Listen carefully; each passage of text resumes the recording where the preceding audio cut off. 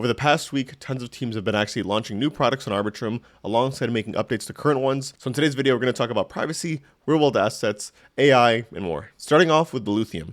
They're launching private trading on Arbitrum. Now, if you can look over here, they've actually pointed out a couple of different ways that their protocol can be used. Funds and trading desks can use them, DeFi protocols, market makers, as well as professional traders. They do say here that as an ecosystem, Arbitrum is actually the first L2 where institutional grade protected execution is available natively within the DeFi stack. And users can expect institutional market maker liquidity with existing on-chain pools through a hybrid execution model, creating unified depth that any user can benefit from. They also state that your order is matched privately within the dark pool, shielding you from MEV attacks and front running. All of this should be live now, so go ahead and check that out if you want. Again, none of this is financial advice, and that goes for the rest of the video. Next, we have Pleasing Market, who was actually recently rebranded from Pleasing Golden.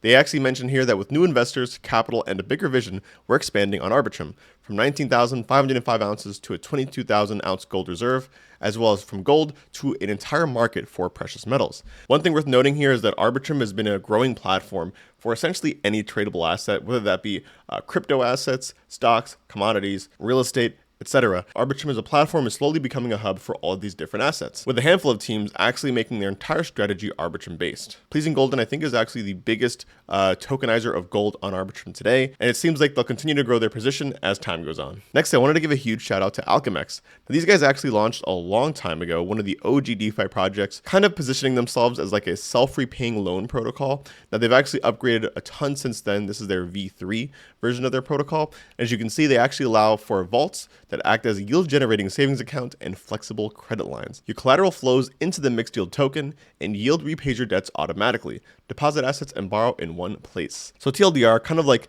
a new version of a lending and borrowing protocol. People say DeFi is boring all the time, but Alchemix is obviously proving us wrong. So shout out to Alchemix for launching.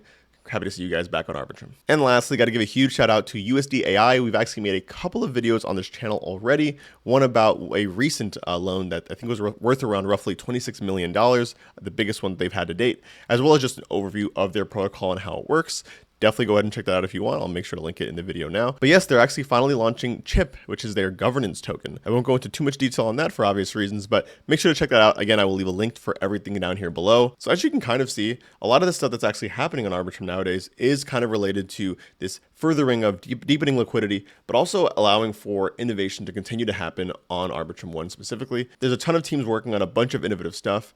And as time goes on and we see kind of TradFi and DeFi merging into just finance, I wouldn't be surprised to see a lot of these names that we're talking about now working with potentially even some of the giants from TradFi to take part in the growth of what we call the programmable economy. Let us know what DeFi apps you're currently interested in. Catch you guys on the next one. Peace out.